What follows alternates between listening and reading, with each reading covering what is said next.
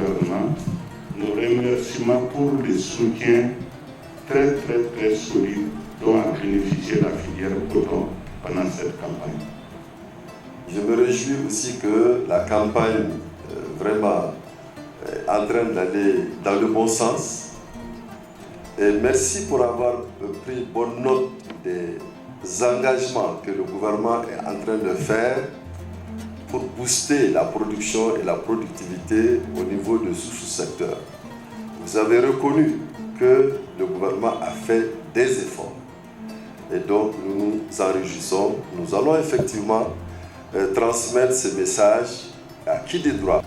Et je me réjouis aussi de la complicité entre le syndicat et les travailleurs. Vous venez de montrer encore une fois que vous n'êtes pas comme une administration générale, que vous êtes une entreprise. Dans une entreprise, il ne peut pas y avoir de conflit entre l'équipe dirigeante et les travailleurs. Il doit y avoir une complicité pour sauver l'entreprise. Et vous venez de... C'est le syndicat, ça vient de la bouche du syndicat, que vraiment il y a cette complicité. Je vous remercie beaucoup pour cela. Le fait de faire prévaloir l'esprit d'entreprise, c'est très important. Vous avez aussi parlé des réformes qui sont en cours. J'ai vu déjà une note sur ces réformes. J'ai été émerveillé par ce qu'on veut faire et vous êtes encouragé. Ce que je vous dis, je suis porteur de ce dossier. Ensemble, nous pouvons mener toutes les réformes dont vous avez besoin pour que la CMDT joue son rôle, continue à jouer, vous avez joué, continue à jouer son rôle dans le développement économique de notre pays.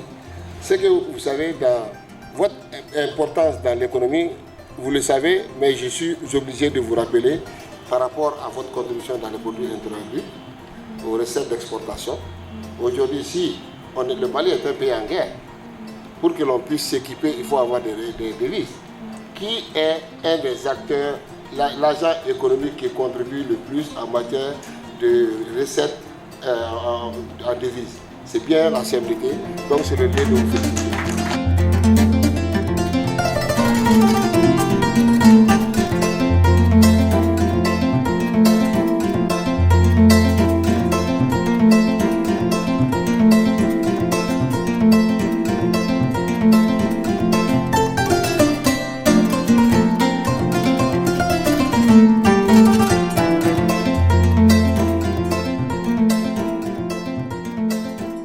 Très heureux ce matin de vous recevoir dans nos locaux pour échanger sur la CPS mais aussi sur le secteur développement rural.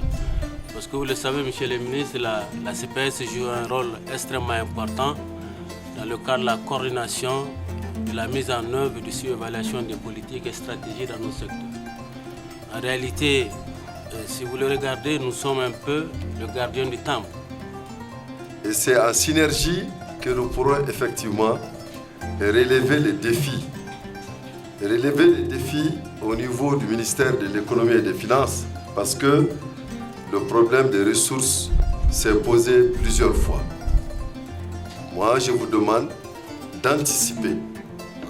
Vous n'avez pas de ministre dont les bureaux sont fermés. Moi, on est ouvert, on est très ouvert à recevoir les gens, mais avec des propositions pertinentes, convaincantes et qui permettraient à un ministre d'adhérer à votre idée. Vous avez la chance d'avoir des financements, vous n'arrivez pas à mobiliser, et ceux qui n'en ont même pas dans le budget. Mais ils arrivent quand même à faire des résultats. Et je crois que c'est le leadership. Il faut être efficace. Quand on est devant un problème, on cherche à le comprendre, on voit son environnement, on voit les temps, parce que vous savez, il y a la trilogie dans le temps. Il y a le passé, il y a le présent, il y a l'avenir. Ce qui s'est passé, quelles sont les contraintes auxquelles on pourrait être confronté? Quelle est la situation dans laquelle je me trouve aujourd'hui? Qu'est-ce que je dois faire par anticipation pour que je puisse atteindre mes objectifs dans cet environnement pas facile? C'est ça le rôle d'un responsable.